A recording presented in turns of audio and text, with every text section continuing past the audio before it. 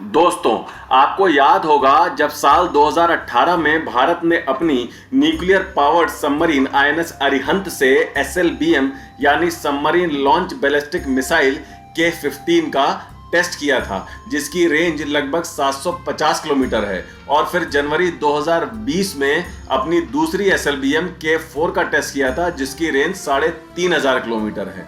तो इन टेस्ट के होने के बाद बहुत सारे भारत के आलोचकों और खासतौर से पश्चिमी देशों के आलोचकों ने कहा था कि अभी तो ये सिर्फ शुरुआती टेस्ट हैं, भारत इन्हें बढ़ा चढ़ाकर दिखा रहा है। सबमरीन से न्यूक्लियर हमला करने की क्षमता पूरी तरह आने में तो भारत को अभी कम से कम 1-1.5 दशक और लग जाएंगे। भारत ने इस पर तब कुछ नहीं कहा, क्योंकि इन लोगों की सोच हमारे लिए कोई मायने नहीं रखती, क्योंकि भारत को पता था कि भारत के पास सबमरीन से न्यूक्लियर हमला करने की शक्ति आ चुकी है और वक्त आने पर भारत सभी को दिखा देगा कि उसकी क्षमताएं कहां तक है।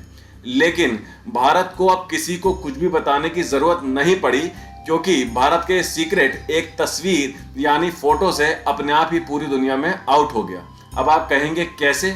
तो खबर ये निकल के आई है कि अमेरिका के जो परमाणु वैज्ञानिक यानी न्यूक्लियर साइंटिस्ट हैं, उन्होंने भारतीय युद्धपोतों पर भारत के नौसैनिकों के योग करने की कुछ तस्वीरों पर रिसर्च की और अपनी रिसर्च के आधार पर उन्होंने ये बताया कि भारत ने चुपचाप अपनी पुरानी नौसैनिक परमाणु मिसाइल क्षमता को रिटायर कर दिया है। इससे भारत अब दुनिया के कुछ उन चुनिंदा देशों की लिस्ट में शामिल हो गया है जो सबमरीन से परमाणु हमला करने में पूरी तरह सक्षम है।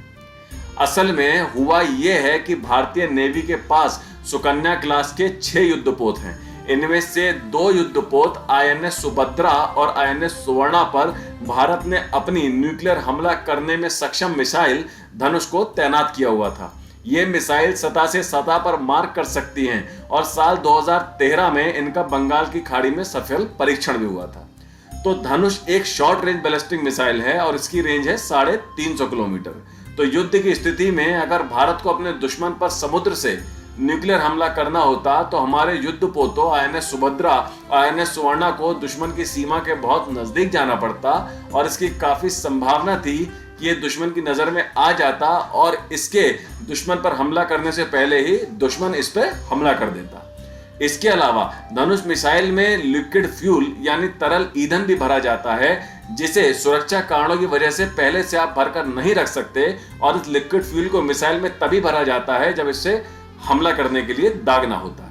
तो सरल शब्दों में आप ऐसा समझ लीजिए कि हमारे पास पहले समुद्र से परमाणु हमला करने की ताकत तो थी, पर इसमें बहुत बड़ा रिस्क था और उसका प्रोसेस भी बहुत जटिल था और इसीलिए भारत अपनी सबमरीन से परमाणु हमला करने वाली मिसाइलों पर बहुत तेजी से काम कर रहा था। और इसी कड़ी में भारत ने 2018 और 2020 में के-4 और के-15 नाम की एसएलबीएम के टेस्ट किए थे।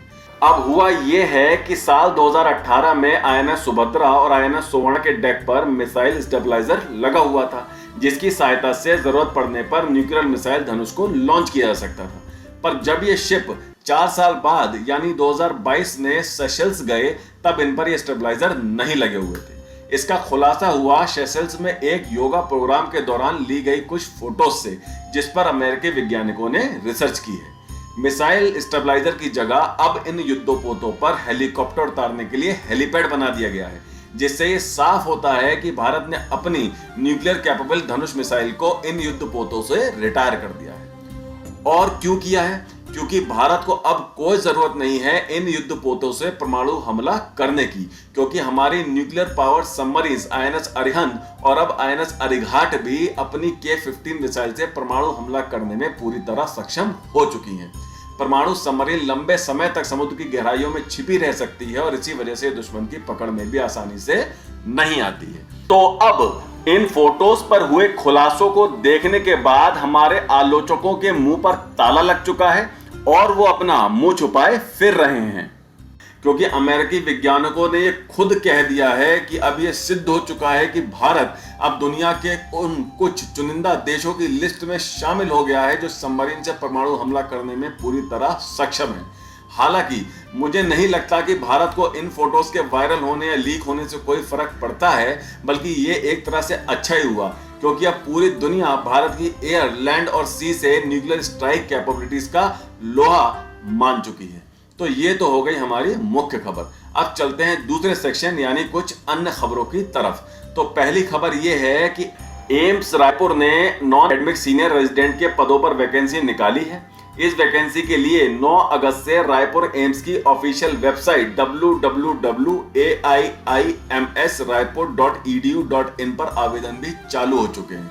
वहीं अप्लाई करने की लास्ट डेट 23 अगस्त 2024 है। आप इसकी वेबसाइट पर जाकर आगे की डिटेल देखकर अप्लाई कर सकते हैं। और दूसरी खबर यह है कि हाल ही में वायुसेना ने अपने नॉन कॉम्बैट रिक्रूटमेंट के तहत हाउसकीपिंग और हॉस्पिटैलिटी के पदों पर भर्ती का नोटिफिकेशन जारी कर दिया है। इस वैकेंसी के लिए 17 अगस्त 2024 से आवेदन की प्रक्रिया शुरू हो गई है।